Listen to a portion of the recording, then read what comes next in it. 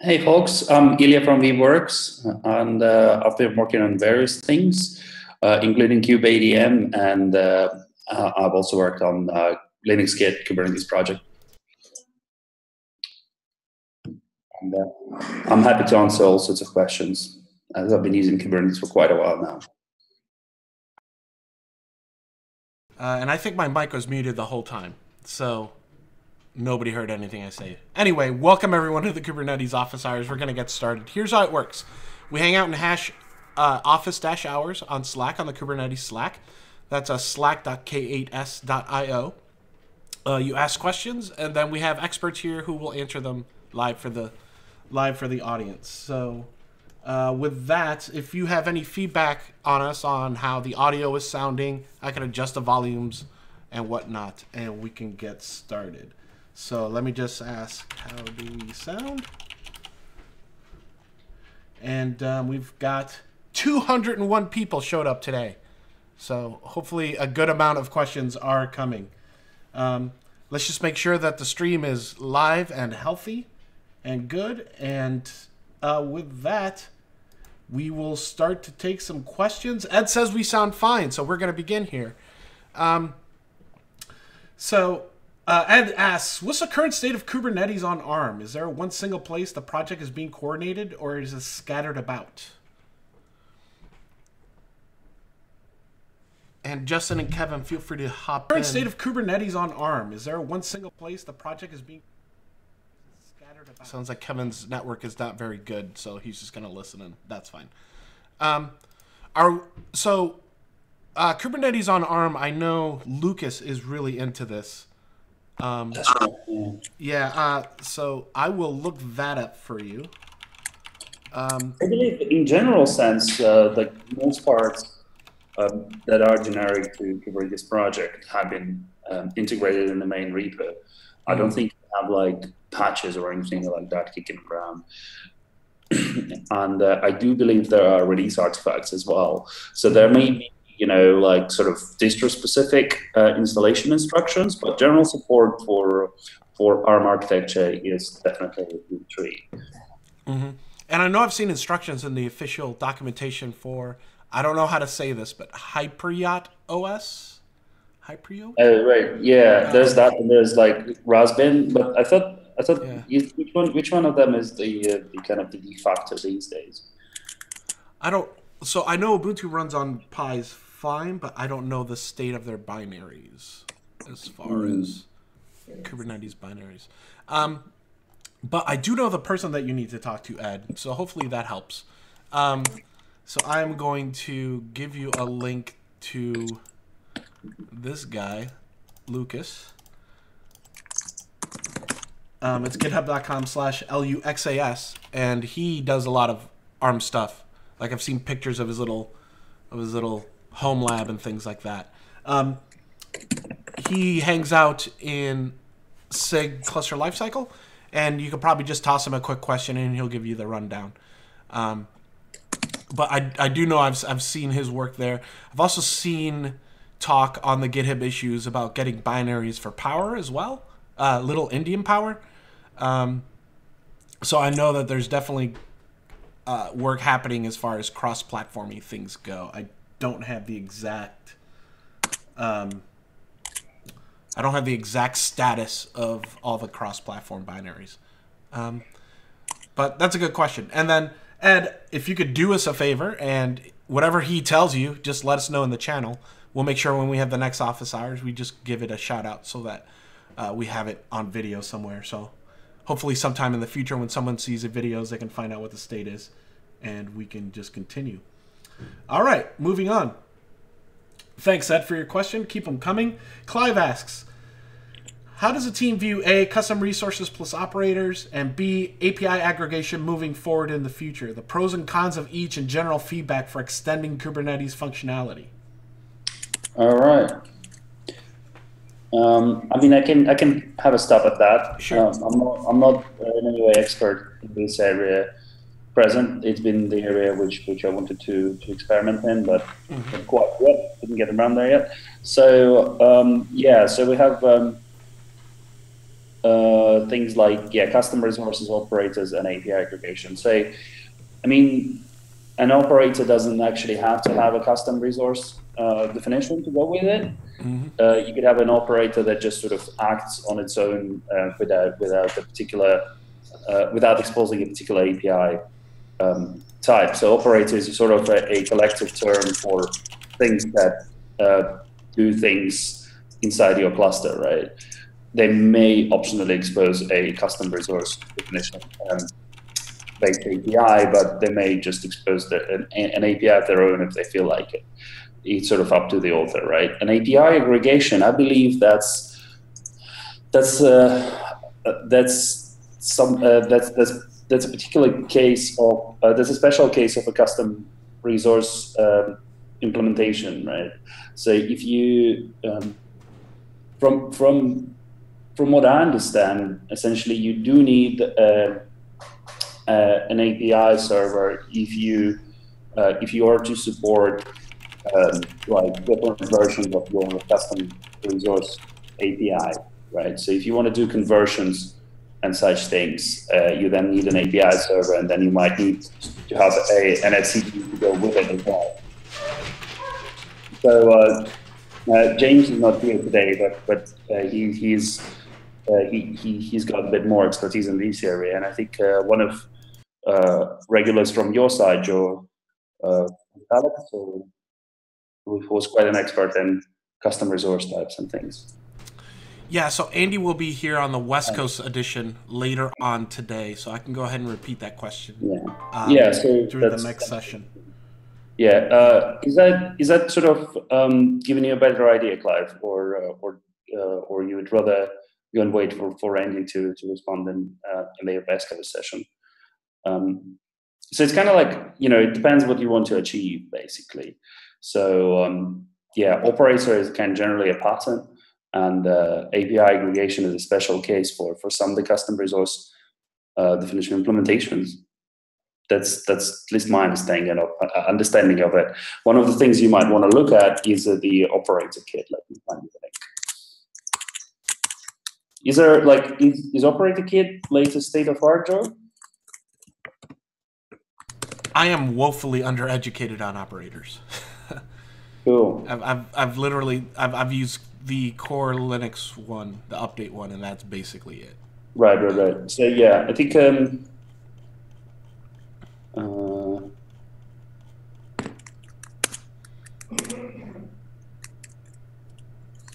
is this the operator kit that I'm thinking of, or there are like a couple of different operator kits?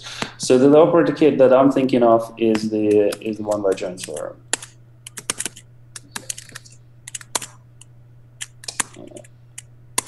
There's something else that comes up, the Rook project. Joe, what was the Rook project? Yeah, so he says, we're using CRDs plus operators as they're simpler, and we can do it non-Go. Was wondering how the two functionalities come closer. Right. So yeah, if you're not doing it in Go, I don't think aggregated API is really an option, because you'll have to do a lot of work there, right? So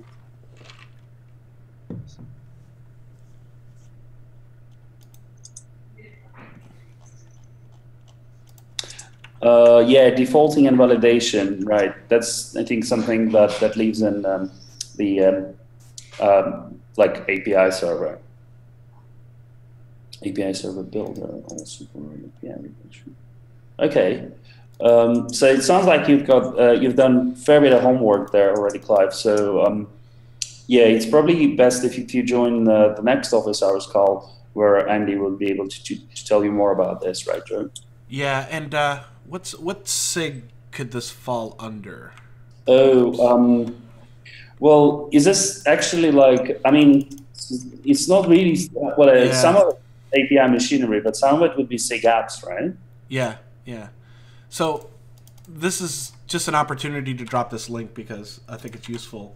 All the working groups in Kubernetes have their own meetings and mailing lists that are open to the public. So generally speaking, if you have a problem and you kind of have a general idea what bucket it sits in, I like to toss this link of those. That link has the list of all the SIGs, all their public meetings, and their mailing lists. It usually helps narrow something down. But I will try to repeat this question when Andy is on in our next session. And one more thing I wanted to add here is that I think, Clive, that in fact you're not using Go for your CRD operator implementation. It will be a very interesting one for folks who work on this stuff, right? So because I mean, most of the people in the ecosystem end up using Go, and other languages didn't see as much love. Mm-hmm. So some of the things that may be available for a Go-based implementation are not necessarily available for some other implementation. Yep.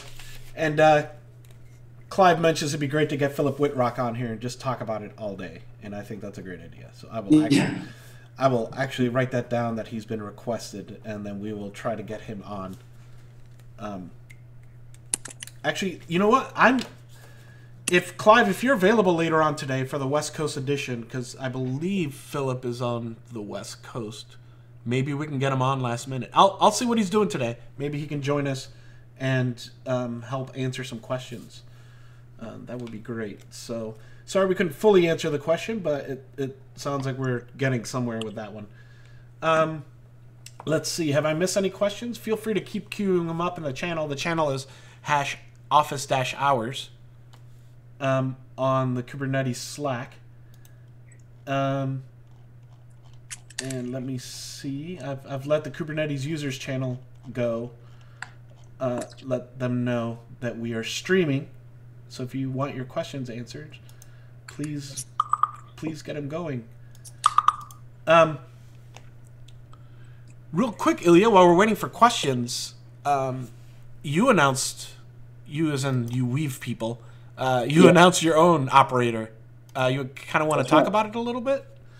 Sure, I could. Yeah, and this is actually an example of an operator that doesn't actually have an API exposed directly. It just sort of acts based on the state of the system. Let me post the link in the chat, so you can take a look at it. So essentially, what we have is Ubuntu-based deployment in Amazon, and what does happen is that once in a while we install package upgrades, and some of those packages that get upgraded are the kernel images, and once you have a new kernel image, it's most likely a security type update that you actually can only benefit from when after you reboot the system. So we wrote so-called Kubernetes reboot daemon. Let me post the link to the blog post here. So here's the announcement of our Kubernetes reboot daemon that basically allows you to reboot, like do a rolling reboot of your nodes whenever the nodes have like updated packages. And some of the things that it takes care of is draining a node before just like calling reboot, right? Making sure that all the pods are gone before it reboots a node. So if folks have more questions about this, I'm happy to answer those. Do take a look at the blog post. There's more information. It's really quite a simple. Yeah, I think it basically just watches for /var reboot required and then does the right thing, right? That's right. Yeah. And I think you can customize what file to look at also. Yeah. Probably should be able to. Yeah. And for those of you on CoreOS, there's a CoreOS specific one called Cluo, they call it, the Core Linux Update Operator, which is quite handy for that OS. All right. Ed has another question. Excellent. He goes, I'm aware of KubeSpray and Kubicorn as two systems for quickly spinning up Kubernetes clusters. Are there other projects that fill a similar role? Oh boy, are there? Lots. Yeah, right? Cops, for example. Yep. So there is Cops. In fact, the CNCF just announced, I think 2 days ago, a whole bunch of certified methods of deploying Kubernetes. And you have everything from like Red Hat to Canonicals, Let me get you the list here. I generally, what do you use, Ilya, at home? Or at home or at work? I mean, for AWS, Yeah. I really prefer Kops, you know. Yeah, so like internally, we have a slightly different use case. We use Ansible, and we do things on our own, and yeah, but like we potentially looking to migrate to kubeadm once we've implemented HA kubeadm, and that's been a hard thing to get done. Having you know, so many opinions when it comes to your systems. So yeah, but like personally, Kops is my preference. And that's what we recommend to most people, unless they have a particular use case, right? So I think you know, Kops sort of hits that sweet spot of most of the public cloud use case. Yeah, on my bare metal, I like to use Kubeadmin. Obviously, Right. the one gotcha there is you still, if you want multiple masters, you still have to kind of do that by hand, which is a bummer. Yeah. But they're working on that for this cycle. So I've linked to the announcement from the CNCF for the 32 conformant distribution. So one thing, the thing I like about this program is Kubernetes has an end-to-end test suite, and these here pass that. So if you use any one of these, you should be good to go. And then there is, if I had a nickel for every Ansible playbook on installing Kubernetes that I've discovered, there is a lot of stuff out there, but these are generally like the major ones that are at least passing conformance, which is important. And if you're into that thing, full disclosure, my company makes Heptio buoy, which you can run on your cluster to make sure that it's passing your conformance tests, and it's great, and you should use that. So yeah, so KubeSpray, Kubicorn, Kops. Those are major ones for AWS, I would think. Yeah, I think Kubicorn is a bit more experimental than Kops, right? I think it states in the README that it's more experimental. Yeah, and just about all of those have a Slack channel on the Kubernetes Slack if you want to hang out in there to ask them. So like the kind of your choice will depend on the use case. And unless you have any particular opinions about how you manage things, if we're talking about just AWS, then you know, some folks prefer to use like CloudFormation or something like, and they'll just stick to that. Or some folks have some kind of distro policy that they have to use like CentOS or something. Right. Yeah. So it's like it really depends on what you want to do. Unless you have you know, a particular requirement, constraint, or whatever, then just try using Kops before you try anything else, and see how that goes for you. Yep. And of course, everyone's waiting to see what Amazon's going to announce as far as in that space. So it's very exciting times in Kops land. If you go back into this YouTube channel, SIG AWS actually just gave an update during the community meeting. If you want to go back and look through the notes there to get more information if you're deploying on AWS. Let's see. Moving on. People talking about Kops. CNGO asks a question. What is the production grade ingress controller for Kate's clusters non-GKE do you recommend? For now, Nginx ingress controller is still beta, and it missed some important features like canary deployments. Canary deployments isn't really part of ingress spec, or is it? I do not believe it is part of ingress spec. Canary deployments are kind of like an extension that some folks have implemented in their own ways of ingress.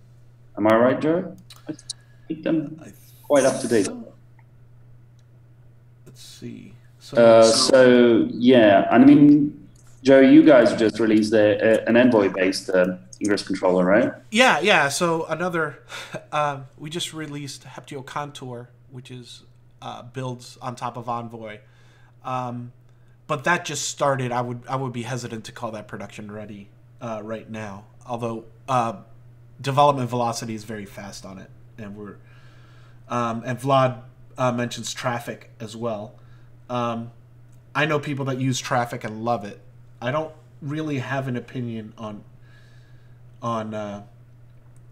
production quality of ingress controllers. So let's kind of see what this guy here, Rafi, ROFFE, says Nginx ingress, HA proxy ingress.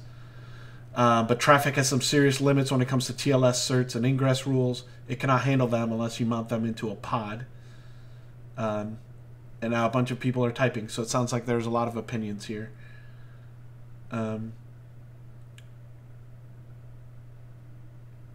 So I think we're kind of deferring. Let's see what the group says. And Bilal has questions about Rancher ingress. Have you used that at all? Or is I'm not aware of Rancher ingress. Yeah. I know there are a few other ones like the Zalando AWS ALB based ingress, wasn't it? Sure. There's another one if you're in AWS. Yeah, and of course Rancher ingress requires you to run Rancher, which kind of might be a problem for some people.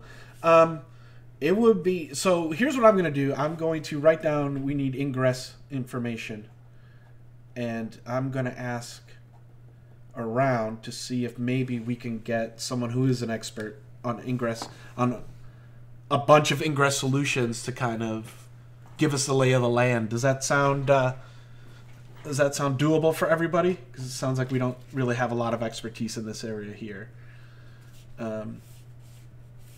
So ingress information would be great. Or maybe we can ask Joe to kind of give us a tour for all of them. I'm hoping to have him later on today. So yeah, any other questions while we wait? It looks like the group there's a lively discussion about ingress happening. And we're about halfway through the session, so we can definitely use more questions. Let me go ahead and give people the link in Kubernetes users.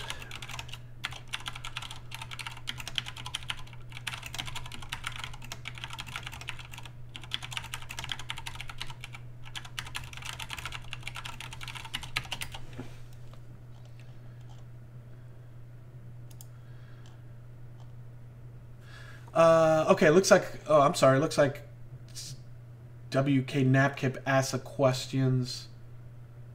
I think it wasn't marked as question. It was about cops above, right? I responded while I think we were typing at the same time. Yeah. So he's asking about whether cops is using kubadmin, and I think they're planning on moving parts to kubadmin where it makes sense. That would that's be right. Yeah, I mean, I kind of said that was other person's questions. I think. Yeah. Napkin asked more specifically, what should they do? It's like, you know, their COPS implementation seems to have a few issues. Yeah. Oh, sorry, I've got dog issues. So, I mean, we'd like to hear more, and I'm sure also do the COPS maintainers, and you know, and depending what those issues are, I'm sure we'd be able to answer your question, which way it doesn't actually quite work for you. And I think with a lot of these solutions, like the COPS people are part of SIG cluster lifecycle, right? And like me personally, It's like, is the tool I'm using, do I see that person involved in the community and in the SIG? Then I'm probably, that tool's probably safe. You know what I mean? Mm-hmm. Like, you can literally just ask Justin a question every week about COPS if you wanted to. Right. So for me, you know, when choosing a solution, it's not just, hey, what technically works out for me, but is there like a person or community there that's able to help me out? And you know, in that regard, lots of people are using COPS and they're very responsive and part of an active SIG. So I don't think you can go wrong there.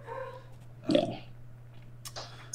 Let's see. So I guess the question is really like, have you filed any issues or contacted Justin Santa Barbara or Chris Love or any of the other maintainers on COPS project? Yeah. And asked about the you know, problems you're facing. We got a few more questions here. I thought kubeadm had some shortfalls on the same topic, right? Mm-hmm. I thought kubeadm had some shortfalls as it become the community de facto installer. That's right, kubeadm has become the community de facto installer. Some of its features are still alpha, and it may still bear not to be used in production warning, which I would read more like, use it at your own risk. Essentially, right? So some features may change. Behavior of certain things may change in the future. Right. That's how I would read the do not use in production warning, because it's a fairly general statement to make. Do not use it in production, right? It's like, depending what you expect, you may interpret it differently. Yeah. So upgrades. One of the things I like about kubeadmin is, so I just did a blog post on upgrades. And upgrades landed in 1.8. Yeah, right? so there were two issues that were stopping kubeadmin from being really production ready, right? And the first was upgrades, and the second was you still can't set up HA masters. That's right. Nice, right? Like, you have to manually do it, which still kind of sucks. Yeah. So now that upgrades have landed, so I've actually upgraded, and it's nice. Like, when you do kubeadmin upgrade plan, and it tells you this is what version you're on, these are what versions are available. So you can say, let's say you're on 1.7, you can go from 1.7.1 to 1.7.2, 1.7.3, or it gives you the option. It says, or I could take you right to the 1.8 series, and it tells you this.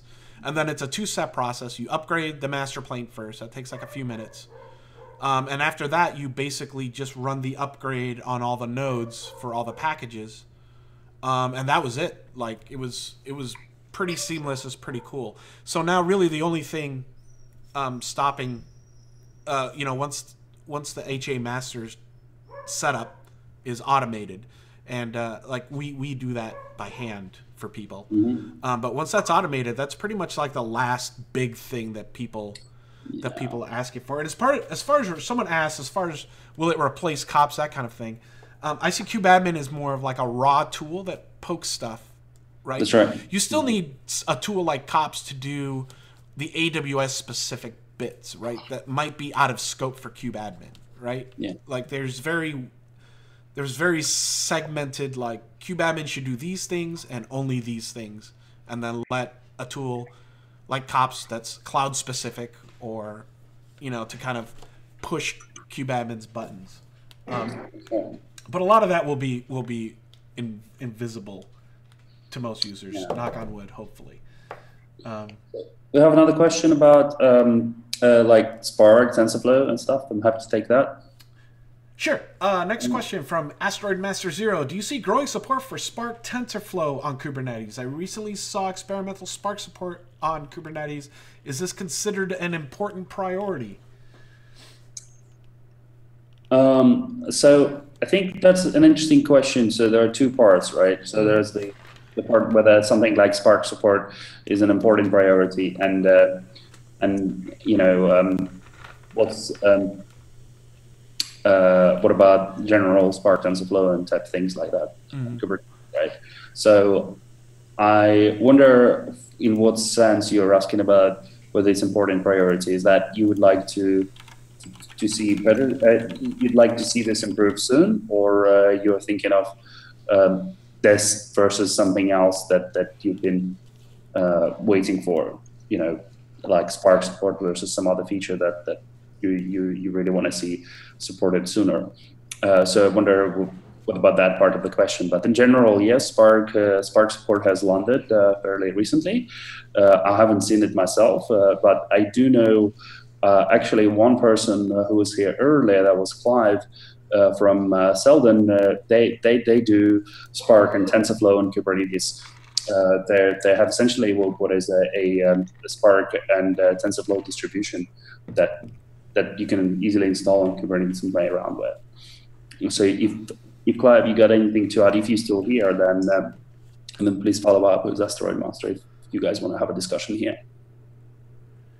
Yeah. Are you going to figure out that if we're hitting prod in a few months with Spark, could we skip running it on Mesos Yarn? Thanks for answering. Okay, well, Tim has also taken this question. Okay. Tim is in the channel, but not hanging out. Maybe he has an opinion on Ingress. That would be Also that, yeah, right. Tim, if you're listening and you want to just join us, that would be great.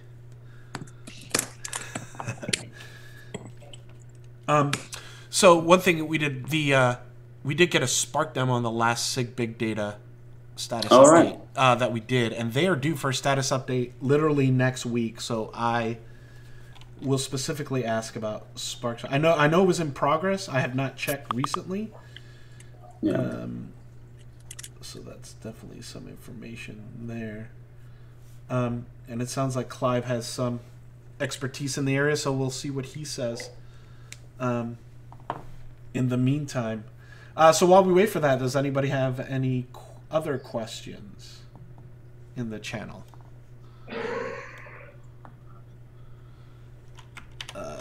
While I'm gonna get more people joining. Get Tim on the Zoom meeting here.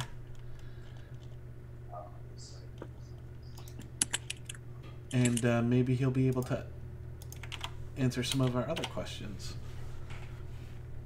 Sorry, I just had to pass him the Hangout link there.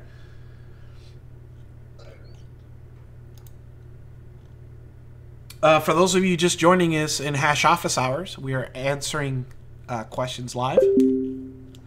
So please feel free to just ask in the channel. How many viewers we got at the moment? Still around 200, or double? There are now 214 people in the channel. I don't know who's viewing. So the viewing live, last time I checked, was not that many, but we get a long tail of people who I believe watch the episodes after, probably during work or something like that. Rafias says, I've got one. Do you know any plan? I'm sorry if I'm pronouncing that wrong, by the way. Do you know of any plans to enable additional data planes for persistency in Kubernetes? I'm thinking about etcd replacements, for example, Consul, Zookeeper, that sort of thing. Yeah, I'm sure Tim would love to take that. No, is the right answer. We've tried it. We could have a different backing CP data storage. I wouldn't call it a data plane, although I see what he's trying to say. It's part of the control plane. The backing data storage or CP storage layer has like deep hooks for some of the features that we wanted to enable. So etcd3 offers like some really cool things like 3-phase commit for multi-commit, and we put in a lot of work to abstract out the interface layer so that we can have boundaries to, put in these new features. There is an interface layer, and people had tried programming against Consul, but it was kind of dropped because the review was too large. It was such a massive amount of change. And a second problem was there's no easy way to do the testing. So if someone wanted to add that level of integration, that would require a massive test load, because you'd have to be testing for both etcd's versions as well as Consul versions for all the tests, because that's a large test matrix. So Upstream has decided to punt on that. Yeah, I mostly wonder, why folks ask about this, whether this is the case of folks wanting to use a data store they already have, or just in general, like sort of why should we create an etcd cluster if we already have a Consul cluster for such and such use case, and folks wanting to, there's slightly separate takes on this, I believe. But I'd love to hear what Rofi says. Is that Rofi? What they have to say about that? Why they're asking this question? Because I mean there are different answers that may be appropriate for them based on that. As in, is that CDHA that they don't want to set up, or there's something else there? The most common answer I've seen, I know Rafi is typing right now, but the most common answer I've seen is that they use Consul for service discovery. So absence of and they already have like a legacy install that they depend upon for broader service discovery across their enterprise. Right. So like a lot of people still use Eureka, and they have all kinds of weird Eureka integrations. I would call them weird. They're just integrations because they don't want to. They can't offload from Eureka in order 0 time. Right? Yeah, yeah, and we just got a reply. So in this particular case, it's a question of experience running console. Yeah, that is a valid point if you ask me. But from the perspective of the Kubernetes project, it is hard to support all of this, as Tim mentioned earlier. Right? On the plus side, you don't have to go to the etcd 2 to 3 transition. If you just start with 3, and then you could just pretend etcd 2 never happened, and then you're good to go. So now that we have Tim here, why don't you introduce yourself real quick, Tim, to the listeners who've not known you before. Hi, I'm Tim St. Clair. I've been working on the project since it started, pretty much. I've been around the community for a long time. A SIG lead on several different SIGs, and I'm on the steering committee too as well. I've been doing all kinds of different work over the years for different organizations. Most recently, I work for Heptio, and I am doing a lot of kubeADM upstream work as well as sort of deployment configuration stuff, at least nowadays. But I did a lot of the early scalability work for Kubernetes. Awesome. Awesome. Yeah, you missed. We were talking a lot about kubeadmin earlier, but we do have some questions. I want to ask. I want to go back to Clive's question real quick to get Tim's point on this. So I'm just going to repeat it. But Clive asked earlier, how do you view custom resources plus operators and API aggregation moving forward in the future? The pros and cons of each and general feedback for extending. Whoa. Oh, it looks like my meeting ran out. 1 second. Let me just fire that up.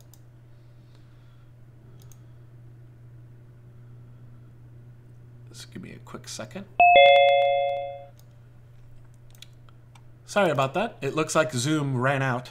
Tim, are you still there?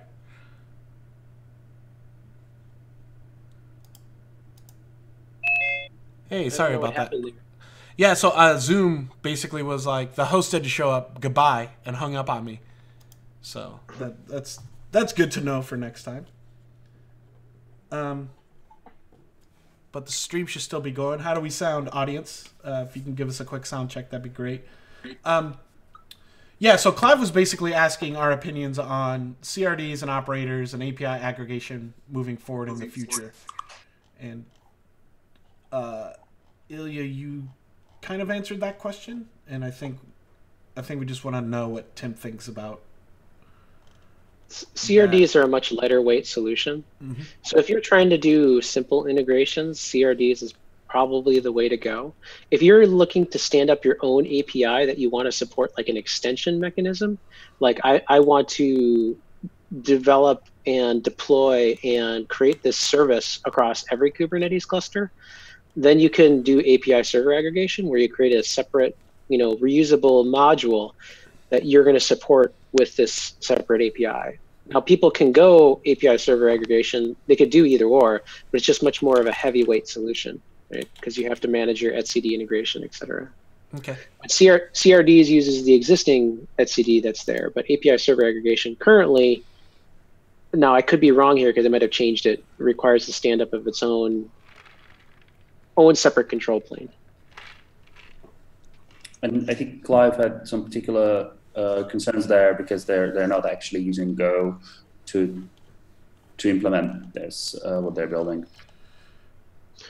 There's bindings in all sorts of languages. There's Python bindings and Java bindings, and I don't know if the Java bindings are up to date for CRDs or not, but that seems like a good follow-up. Java bindings.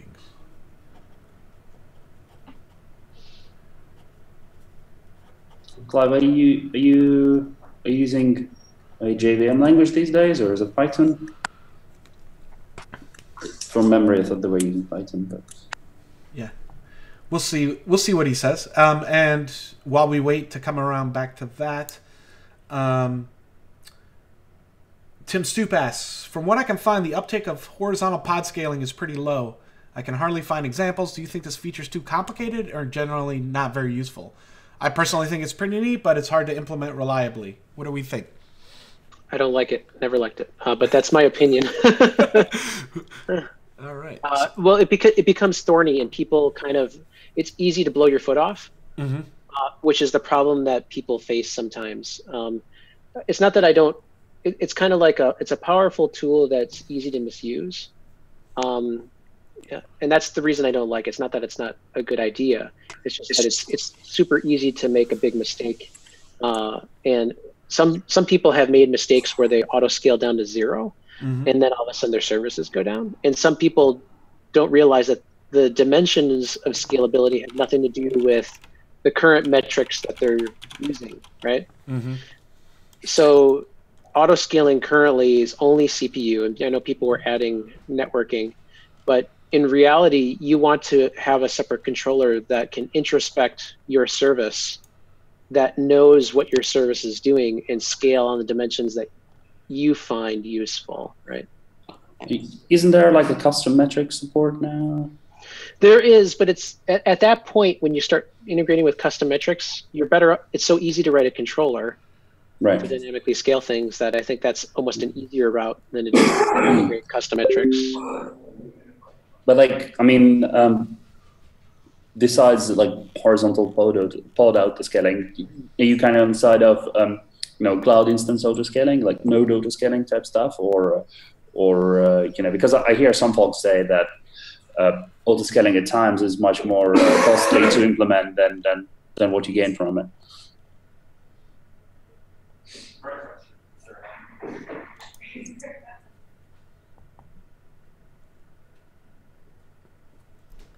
Okay, well, strong opinions there.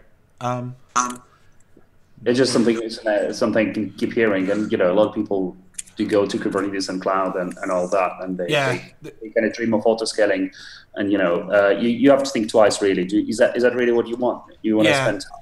I think there's like the romantic notion of, and then it'll be integrated with spot instances, and then I'm going to save a bunch of money, and it will all be magical. And then, I think the answer is more complicated, and it's kind of like you're giving people a super powerful tool that could be very dangerous, right? And I think what you need to do is understand your requirements and not try to use some features unless they meet your requirements. Sure. Okay, so moving on, Clive mentions that he is using Java, and he goes, we have gone the CRD route for simplicity in writing a CRD. We wrote an API server in Go as a test, but the space is changing. So he says it's too early. Any other comments there for Clive before we move on? Okay, moving on. Rahul asks, here's another great kubeadmin question. Coming up, we're planning to deploy Kubernetes on bare metal and plan to use it in production. Which one do you suggest to deploy Kubernetes? Totally loaded question.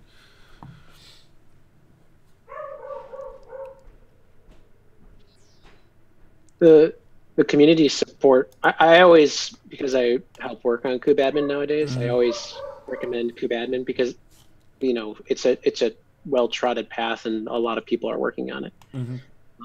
I always follow community is usually the answer for like deployment tools, and whatever has the most active community that is contributing often and following upstream is important. And Rahul, earlier, if you scroll up in the channel when someone asks a question, the CNCF just published, because there are so many deployment tools that are out there, because obviously it's free software. The CNCF just published a list of 32 of those solutions that pass conformance tests. So if that is important to you, you can kind of start with that as the short list. For my bare metal at home, I like to I call it hobby Kubernetes when I'm not like on AWS or something. I use kubeadmin. And as we mentioned earlier before, the only gotcha there is to do the HA masters, which you still kind of have to do by hand. So that's like the last great limitation of kubeadmin is getting worked on this cycle. We're starting to work on it, and to be honest, every solution that exists for HA is kind of this. It's a fractal question, which means that there can be many answers. And I think what's happening now is we're trying to distill down the best practices. And we have all these solutions and we want to unify them into, or codify them into a known set of best practices that we leverage, and then kind of get out of the space from the installer perspective of trying to deal with many variations of high availability. Yeah, yeah. And TVL adds, the biggest problem with kubeadmin is it says not to use it in production. Do you, kind of a loaded question, but do you anticipate removing that warning soonish? We are willfully slow rolling kubeadm. It's kind of one of those things, like we would prefer to be this long running beta cycle where we flush out all of the issues over a long period of time. And then by the time we go to full GA, it's completely, trivial. I do realize that we do have this warning in there because, to be honest, everything that has the beta tag should be treated that way. Mm-hmm. But there's a lot of people in the community who are supporting this, who are working on it.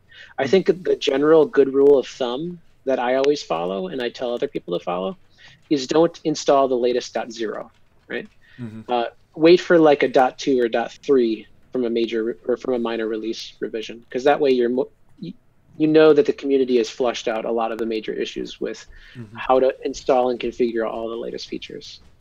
Yeah, and as I mentioned earlier, kubeadmin does support in-place upgrades, so I was able to move up the point release chain in the 1.7 series, or it gives you the option to jump up to 1.8 if you'd like.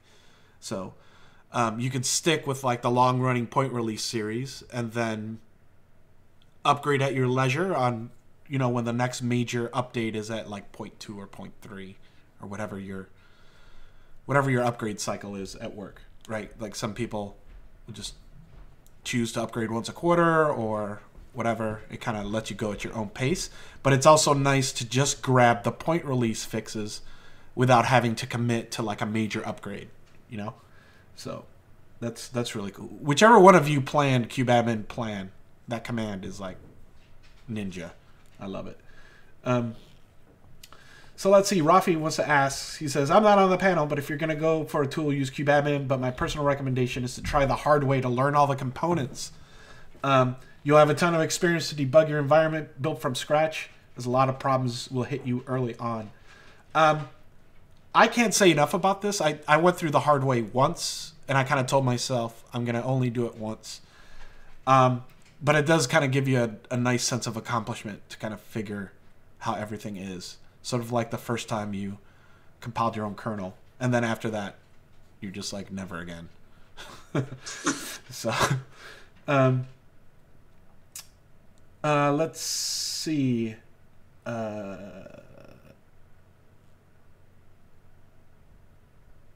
Any more questions going? Oh, Tim Soup has another question. Loaded question. CKA, is it going to be a gold standard or more like LPI level 1? I believe this is the CNCF certified Kubernetes administrator. Are any of you familiar with this program, or is anybody in the audience actually taken the test? I'm still looking to do it, trying to find time for it. Yeah, and I've had some coworkers go through it, but I haven't sat down and asked them. But I don't think it has levels. So yeah, that's it's still an early stage. Yeah. So at the moment we have CKA, and I think there's been talks about a less advanced program where it can be more for developers and such things, right? Isn't that the thing? Yeah. CKA is like an admin one, and currently it's like a single type of exam. I don't know if they're going to subdivide that into 2 different levels in the future. Yeah. It definitely has versions. Yeah. Because when I was reading the brochure, it had version 0.9. Yeah, at the old gig, I was involved in one of the initial meeting. I think we all went out to the Presidio, which is really cool, with the CNCF folks, and kind of started to hash out. But I haven't been tracking it lately. Wanley says, I've taken it. It's a bit hard as it's both operations and dev. So I do know the way they take the exam is pretty hardcore. Like, they use your webcam to watch you and stuff to make sure you're not cheating and all sorts of stuff. So if anybody else has taken it and has information that they want to share in the channel, that would be great, and we would repeat it. You know, that would be a cool guest to have on, I think. CNCF certified. I think it'd be cool to have someone from the CNCF kind of talk through it, kind of sell us on the idea on why the audience should check it out. And actually, thank you. Wally wrote a blog post about it, which is we're sharing in the channel on his experience with the exam. Thank you for sharing that, Waleed. Let's see. I believe I missed a question. Let's see. Something about VIPs. Did I miss a question? Hold up. We're just chatting about HA configurations. Oh, okay. All right. So the standard practice for people is either to use some floating VIP or DNS to globally resolve some load balanced master. Mm-hmm. And, you know, they have Nginx or HA proxy configurations as the front end for that load balance. And then you're going to switch the VIPs from HA proxy. Mm-hmm. But going forwards, we want to investigate using Envoy as a means for doing the, you know, adding and removing masters will be kind of trivial in that type of environment. And because everything is sidecarred as a proxy to the master, you could have kubelets talk to 127, you know, localhost, and that sidecar proxy automatically hits the masters, which is a pretty awesome way of dealing with it. So we're looking at that right now. Okay. And Tim wanted to add, he says, I meant to say LPI level 1 exam is not very useful nowadays. It's very basic. And from what I've seen of the CKA exam, it is not basic or easy at all. So I don't think it's to quite that level where people just show up and ace it.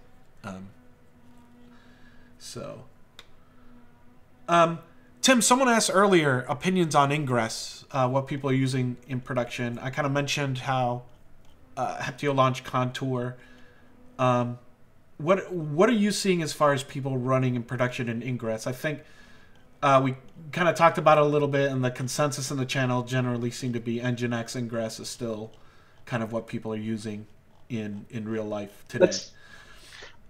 I think today that's probably going to be the answer for most people, and that's, you know, there's been a lot of bug fixes over time, so it's okay for now. But I think going forwards, if you have a larger cluster and you're doing and services are coming and going all the time, I do see Envoy and something like Contour as being a better fit for the dynamic nature of a larger cluster environment.